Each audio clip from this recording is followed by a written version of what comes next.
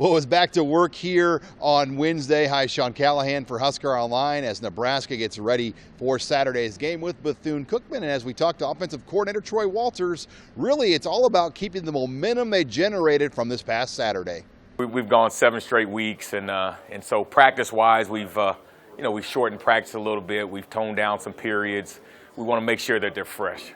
We feel like they know what they're doing. We've been good on our assignment, good on our detail. Now it's about staying fresh so we can go out there and really play fast and continue to execute. And when breaking down the performance of his offense this past week, Walter said one of the things that really jumped out to him is how they involved Stanley Morgan. Yeah, it was awesome. Proud of him. He's hadn't had the year that he wanted, that we would like him to have, but he's never hung his head. He's never strayed from the process, and it's good to see his hard work, his dedication, his commitment being rewarded. And every game here on out, I expect a big game from him. And speaking of momentum, Nebraska's defense should also get a nice boost as Mick Stoltenberg is expected to make his return as he's practiced full all week.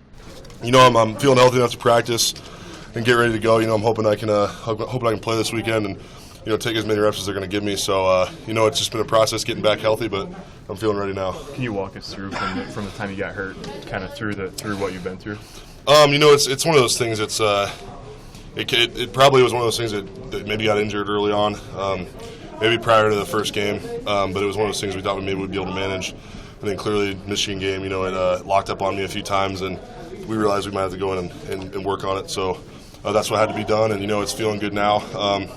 Shoot about 4-week recovery from that stuff, so it's things that have kind of been with me for my career here, but it is what it is. Kind of had to find a new role the last few weeks, kind of see things from a different lens. So, I try to do what I could do to help the team without really being out there. And sticking on the subject of the defense for Nebraska, we did catch up with Ben Stille, and he gave some thoughts on why he chose not to accept his black shirt on Tuesday.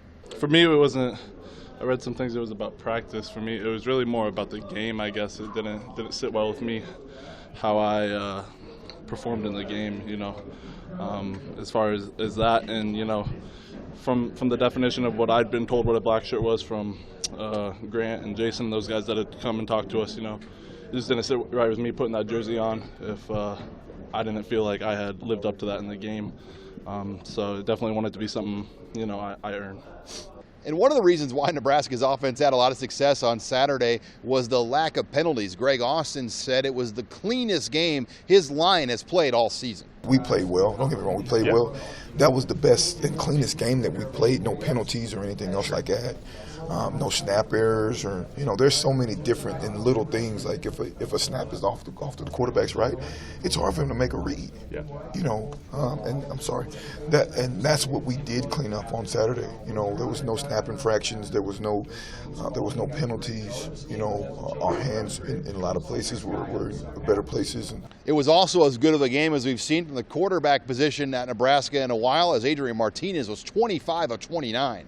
He did a nice job, but as we talked about last week, we got a lot of football to play, and we'll see how he does in the next coming weeks, and I'll challenge him again to see if it was luck or a freak of nature, that sort of thing, just to keep him grounded. Meanwhile, the running back position continues to hum along with a 2-man rotation featuring Devine Ozigbo and Maurice Washington. And, through 7 games right now, Ozigbo has 600 rushing yards, a very good chance to be Nebraska's first 1,000-yard running back since 2014. When we took this job and Coach Frost wanted me to be the running backs coach, I know what that position entails historically here. Obviously, a lot of great players and a lot to uphold. So one of the first things is we got to get that position back where it is a strength on this football team.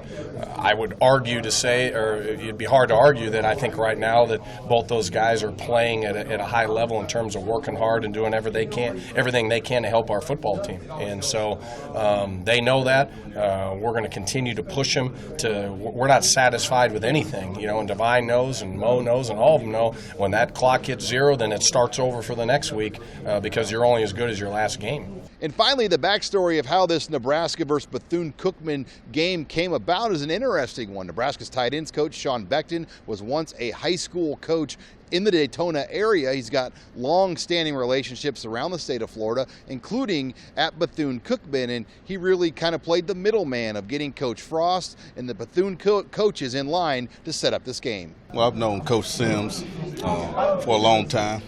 Those guys have come over when I was at UCF to clinic with us. I'm from that area, grew up watching that program over the years, and then when I went to UCF, obviously we played against those guys. It became a rivalry early on in my career there. And the receivers coach was a graduate assistant for me. So I know quite a few of those guys. When I started teaching in Daytona Beach, the CFO was a colleague of mine there. So a lot of those guys over there I know. That's the area I grew up in and watched those guys play for a long time. So did you, when the negotiations were going on, did you put in a word for Frost or for Nebraska that helped the process? Well, I just got Coach Sims on the phone with Coach Frost and let those guys take it from there. And Bob has done a good job of really getting this thing married up for us. And they were looking for a game, and I suggested that a long time ago, and I put them in contact with the head coach, and then obviously after that, it trickulated into a game. So looking forward to competing against them. The Huskers will get back to work here on Thursday when they're scheduled to hold a walkthrough. Reporting with the Nebraska football team here in Lincoln, I'm Sean Callahan of Husker Online.